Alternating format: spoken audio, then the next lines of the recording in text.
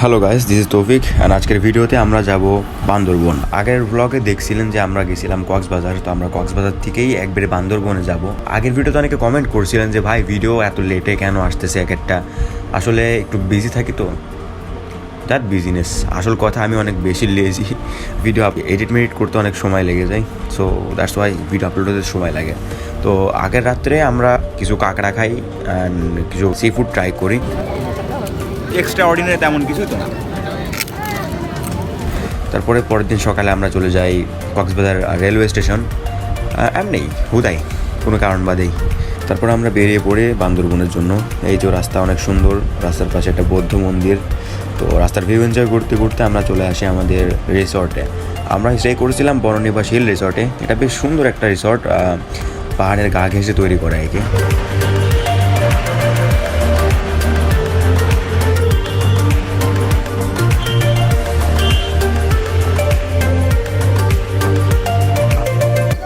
Guys, এটা আমাদের room. আমরা এখানে বেশ সুন্দর ভিউয়াল একটা রুম পেয়েছি, জোনাকি 1।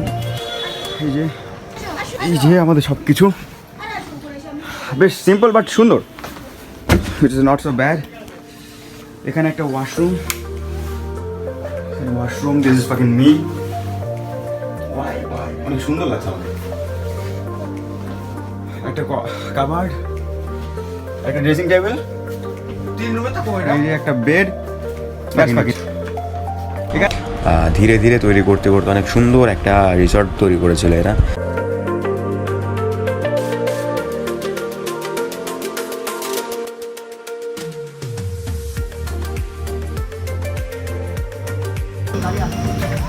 ভাই অরিজিনাল অরিজিনাল সিং সব অরিজিনাল, সিংটা অরিজিনাল কিন্তু মাথাটা অরিজিনাল। ওইটাই তো বলছি, সিং অরিজিনাল কেমন পাইলেন? তো এটাই আগে থেকে ছিল। পুষ্পারাজ স্মাগল করছিল এগুলো নাকি? আমাদের চেক ইন করা অনেকক্ষণ হয়ে গেছে বেশ। এই যে রুমটা বেশ সুন্দর, ছোট হয়ে লাগতে হবে। কিছু নাইট ভিউ দেখায় আপনাদেরকে এখানে।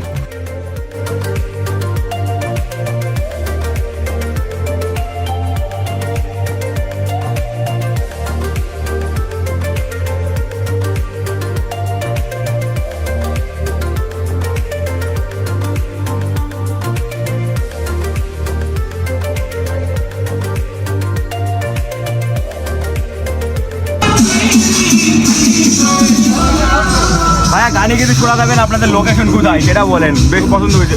লোকেশন হচ্ছে আমাদের হাফিজগুনায়। হ্যাঁ, কোথায় কোথায় আমি শুনতে পাচ্ছি না, ভিউজ শুনবে কেমনে? লোকেশন হচ্ছে আমাদের হাফিজগুনায়। হাফিজগুনায় এটা আর কি জেলাটা কোথায় মেইন? আমি নিজে কনফিউজ, পার্বত্য চট্টগ্রাম নাকি অন্য কোথাও নাকি? এটা চট্টগ্রাম বান্দরবান শহর। বান্দরবন শহর এটা না? জি, জি। বান্দরবন আলাদা একটা জেলা না? জেলা বান্দরবান জেলা। বান্দরবন জেলা, আচ্ছা। বান্দরবান সদর থেকে 2 কিলোমিটার আমাদের রিসোর্ট। এটা নাম। হ্যাঁ, এখানে দিনের বেলা ভিউটা বেশ সুন্দর, তাই না? হ্যাঁ। আচ্ছা, সকালবেলা কিছু ভিউ আমরা দেখবো। আচ্ছা, অবশ্যই। এদের এখানে রুমের ভাড়া ছিল বেশ রিজনেবল অ্যান্ড এদের স্টাফ মেম্বার্সরাও অনেক সুন্দর বিহেভিয়ার দিতেছিল। রাতের মিলটার প্রাইস একটু বেশি ছিল, যদিও 350 টাকা পার হেড ছিল, চিকেন অ্যান্ড রাইস দিয়ে।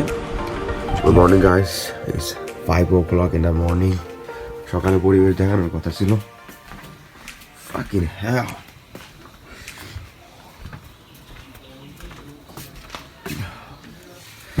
পরিবেশই কাইন্ড অফ বাদলের উপর হয় না আমরা।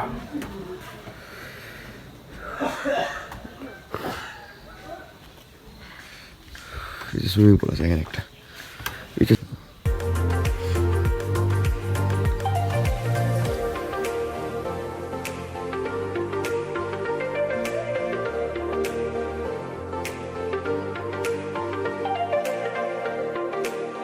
Our breakfast time and we're staying here right now.